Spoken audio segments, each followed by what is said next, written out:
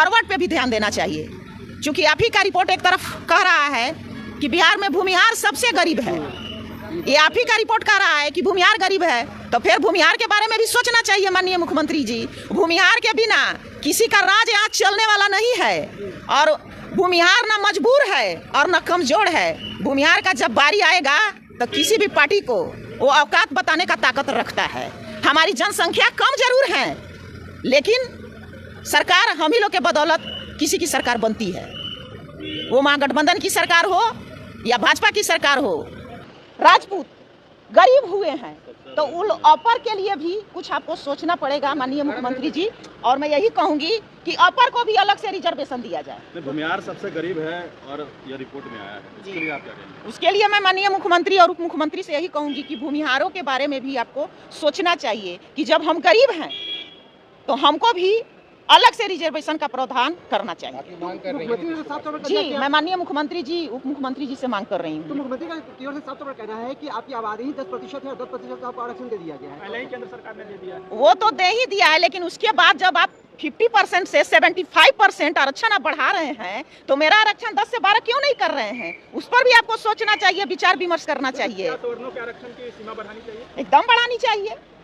जब आपका रिपोर्ट कह रहा है कि अपर क्लास के लोग कमजोर हुए हैं, गरीब हुए हैं, तो आप कहते हैं कि A to Z की पार्टी है, सबको लेके हम लोग चलते हैं। महागठबंधन की सरकार कहती है कि हम सब जात को लेके चलते हैं, तो अपर क्लास में भी जो गरीब हैं वो लोग के भी बारे में सोचना चाहिए। जब 50% से 75% आप कर रहे हैं तो सवर्णों के लिए भी 10 से कुछ ज्यादा बढ़ाना चाहिए। सवर्णों के आरक्षण को बढ़ाने की मांग कर रहे हैं। एकदम मांग करूंगी। लेकिन आज जो आरक्षण का बिल लाया गया उसमें EWS का जिक्र ही नहीं किया गया है। उसके लिए भी मैं मुख्यमंत्री जी से मिलकर और बात करूंगी कि जब आप जो भी जाति के कमजोर लोग हैं वो लोग के लिए आप रिजर्वेशन बढ़ा रहे हैं, तो भूमिहार जात में भी, फॉरवर्ड जात में भी जो कमजोर है उसके लिए अलग से प्रावधान, रिजर्वेशन का प्रावधान करना चाहिए। लेकिन आपकी सरकार ने EWS का जिक्र ही नहीं किया बिल में।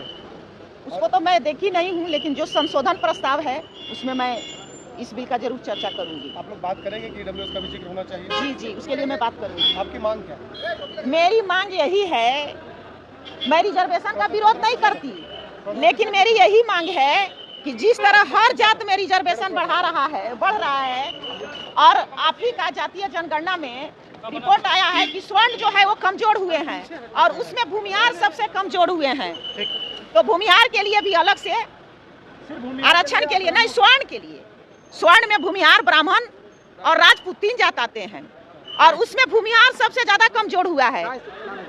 गायस लोग तो बहुत अच्छे हैं, वो लोग का तो रिपोर्ट बहुत अच्छा है। भूमिहार, ब्राह्मण और राजपूत की मैं बात कर रही हूँ स्वर्ण में। ये लोग को भी, गरीब जो भूमिहार हैं वो लोग को अलग से रिजर्वेशन का प्रावधान करना चाहिए। सरकार ने दिया, बिहार सरकार को कितना करना चाहिए?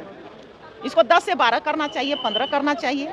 सब लोगों से मिलके बातचीत करके हम स्वर्णों पर भी ध्यान रखना चाहिए। भूमिहारों को अब आरक्षण दिया जाए, उन्हें ओबीसी में शामिल किया जाए, और दरअसल इस बात की चर्चा चल रही है कि भूमिहार को अब ओबीसी में शामिल किया जाएगा, यानी कि ओबीसी कैटेगरी में मिलने वाली सारी सरकारी सुविधाओं का लाभ अब भूमिहारों को मिलेगा। और इसके लिए कांग्रेस विधायक नीतू सिंह सामने आई है और अपने ही सरकार से उन्होंने क्या क्या मांगे की है वो भी हम आपको बताने जा रहे हैं। लेकिन उससे पहले आप ये जान लीजिए कि दरअसल आर्थिक जनगणना रिपोर्ट जो जारी हुई है उसमें सवर्णों को सबसे ज्यादा गरीब बताया गया है, यानी कि 28% जो है वो भूमिहारों की इनकम 6,000 से कम बताई गई है। जिसके बाद अब ये मांग उठने लगी है कि भूमिहारों को अब ओबीसी में शामिल किया जाए, सरकार की सारी सुविधाओं का लाभ उनको मिले। अब आगे आप कांग्रेस एमएलए नीतू सिंह को सुन लीजिए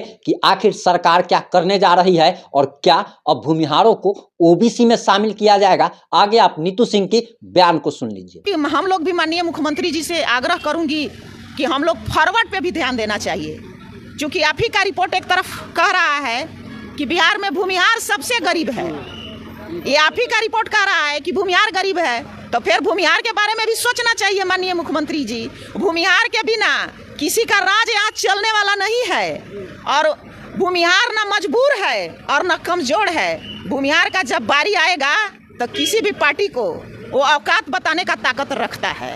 हमारी जनसंख्या कम जरूर है, लेकिन सरकार हम ही लोग के बदौलत किसी की सरकार बनती है, वो महागठबंधन की सरकार हो या भाजपा की सरकार हो। जब भूमिहार जिसके तरफ जाएगा उसका सरकार बनेगी। इसलिए तेजस्वी जी और माननीय मुख्यमंत्री नीतीश जी को सोचना चाहिए कि आप ही का जातीय जनगणना जो रिपोर्ट है उसमें आप कह रहे हैं कि बिहार में सबसे गरीब भूमिहार है, तो भूमिहार के लिए, स्वर्ण के लिए, भूमिहार ब्राह्मण राजपूत के लिए आपको अलग से ये लोग को भी रिजर्वेशन देना चाहिए।